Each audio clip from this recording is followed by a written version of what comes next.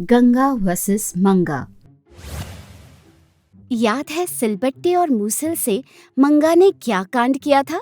अगर नहीं तो अभी लिंक पे क्लिक करिए और देखिए। लालची बहू जादुई चारपाई। एक दिन मंगा घर पर काम कर रही थी, तभी उसका फोन बजने लगा। फोन में बात करते हुए वह पलंग पर बैठ गई। हेलो, ये क्या? माँ जीने और मरने के बीच है और आने को कह रही है। देखो, ये खबर मैंने बहुत बार सुनी है। परसों ही तो जान जा रही थी कहकर बोला था और मैं भागती चली आई। इस बार मुझसे नहीं होगा। वैसे भी अभी के अभी कैसे आऊं? कर उसने फोन रख दिया।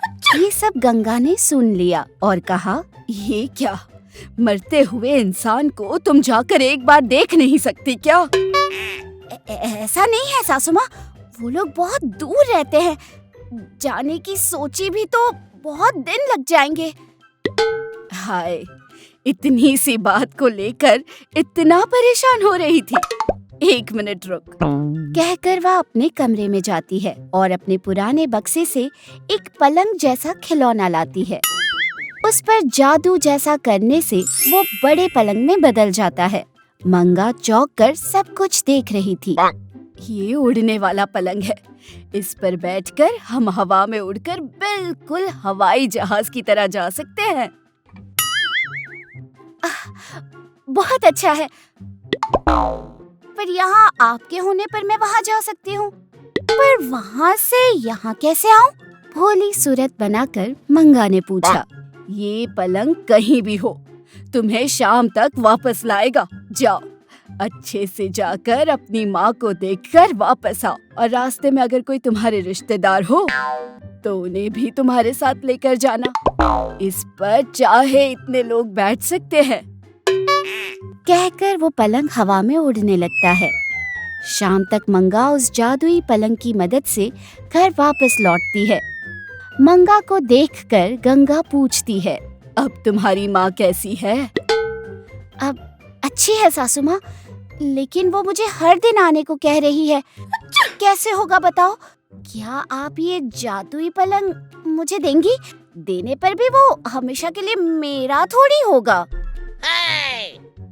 हाँ हाँ ठीक है, तुम्हें अब इस पलंग की बहुत जरूरत है। जितने दिन चाहो उतने दिन तुम इसे अपने पास रख सकती हो और अपनी माँ को जाकर देख सकती हो। अगर इससे तुम्हारी माँ ठीक हो जाए तो इससे बढ़कर क्या होगा? कहकर गंगा घर में जाती है और मंगा खूब हंसने लगती है। मेरी सासू माँ बिल्कुल पागल है, मैं जो बोलूं वो मान लेती है। कल से देखो मैं इस पलंग को और अपनी खूबसूरती को कैसे इस्तेमाल करती हूँ। दूसरे दिन वह अपनी सासू माँ के पास जाती है। अब मैं जाकर आती हूँ। हाँ सासू माँ। अपनी सासू माँ को यह कहकर वह निकलती है। रास्ते में चलते हुए लोगों को लिफ्ट देकर सबके पास से पैसे लेना शुरू करती है। एक गांव से दूसरे गांव, उधर से इधर इंसानों को पलंग के जरिए पहुंचाने लगती है। और तभी यह ससुर जी देख लेते हैं। अपने आप से कहकर तुम ये सब कर रही हो ना? अगर तुम्हारी सासू माँ को ये सब पता चलेगा तो क्या होगा? तुम्हें अंदाजा भी है इसका? यह सुनकर मंगा चौंक जाती है। अब कैसे पता चलेगा? क्या आप उनको इस सब के बारे में बताओगे? ससुर जी, आपने कभी ताजमहल देखा है? ताजमहल? वो तो डिब्बे पर ही दिखा है, लेकिन तुम्हारी सासू माँ जाने देगी क्या? अगर वैसा है तो मैं एक टूर का सोच रही थी। अगर आप कुछ लोगों को इकट्ठा करो तो हम अच्छे से आगरा जाकर ताजमहल देखकर वापस आ सकते हैं। अगर चाहिए तो आप उसमें से आधी कमाई रख सकते हो। क्या तुम ताजमहल देखने जा रही हो? तो मैं भी तुम्हारे साथ आऊंगा।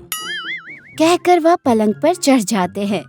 रास्ते से जा रहे लोगों को हम तुम्हें ताजमहल दिखाएंगे जब कहते हैं तो वो लोग भी खुशी खुशी हाँ कहने लगते हैं और पलंग के हवा में उड़ते ही ससुर जी टिकट टिकट कहकर सबके पास से पैसे वसूल करने लगते हैं। ऐसे ही आगरा तक पहुंचते दोपहर हो जाती है।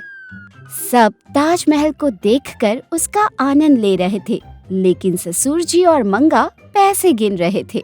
उसी समय इतनी दूर आकर कुतुब मीनार को देखे बगैर कैसे जा सकते हैं? हम उसे देखकर ही जाएंगे। नहीं, ये सब नहीं होगा। हमें शाम तक घर पहुंचना है। कुतुब मीनार और ये सब नहीं चलेगा। कहने पर बीच में मंगा ने कहा, लेकर जाऊंगी, लेकिन तुमने अभी जो पैसे दिए हैं तुम्हें उसके दुगने देने होंगे, तभी तुम्हें लेकर जाऊंगी। कहकर एक शर्त रखती है। ये क्या? तुमने अब ये क्यों कहा? तुम्हें पता है ना कि ये पलंग शाम तक वापस अपने घर पहुंच जाएगा। अरे ससुर जी, उतने पैसे आ रहे हैं तो आप फिक्र क्यों कर रहे हैं? इधर शाम थोड़ी देर से होंगी, अपने गांव की तरह नहीं। कहने पर सब लोग आकर पैसे देकर वापस पलंग पर चढ़ गए। वैसे उड़ते हुए जाकर कुतुब मीनार के सामने रुक गए। सब कुतुब मीनार की तरफ देख रहे थे और ससुर जी और मंगा पैसे गिन रहे थे। अचानक शाम होते ही वो पलंग हवा में उड़ने लगा।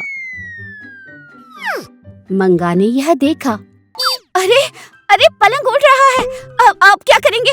अब मैं इन सबसे क्या कहूँ? वह अपने आप से यह कह ही रही थी कि सब लोग मंगा के पास आ गए और उन लोगों ने भी पलंग को हवा में उड़ते हुए देख लिया। अरे, अब हम सब वापस गांव कैसे जाएंगे? हमारे पास से पैसे लेकर अब ऐसा कर रहे हो? यह कहकर सारे लोग ससुर जी और मंगा को खूब मारने लगते हैं और अपने अपने पैसे लेकर वहाँ से चले जाते हैं। एक हफ्ते के बाद सिकुड़ गए, कमजोर, अपने कपड़े फटे हुए लेकर जब मंगा और ससुर जी घर वापस पहुँचते हैं तो गंगा उन्हें देखकर सब कुछ बताने के लिए कहती है। मेरी माँ का तो पता नहीं, लेकिन मैं अगर एक और दिन बिना खाए रही तो मर जाऊंगी। आपके पैर पड़ती हूँ, मुझे कुछ तो दे दो। कुछ पीने के लिए भी दोगे तो भी चलेगा। मंगा ये कह ही रही थी कि तभी पीछे से ससुर जी भी पूछते हैं। मेरा सर बहुत दुख रहा है, गरम गरम कुछ खिला दे। वहीं रहो, मैं अभी तुम्हें गर्मा गर्म ताजमहल की चाय पिलाती हूँ। ताजमहल? जिंदगी में कभी उसका नाम मत लेना। हमें यकीन है कि इस एपिसोड ने भी आपको खूब हंसाया होगा। तो देर किस बात की, बजाओ घंटी और करो सब्सक्राइब। आप गंगा के फैन हो या मंगा के, ये जरूर बताना। ऐसे और मजेदार वीडियोस के लिए देखते रहिए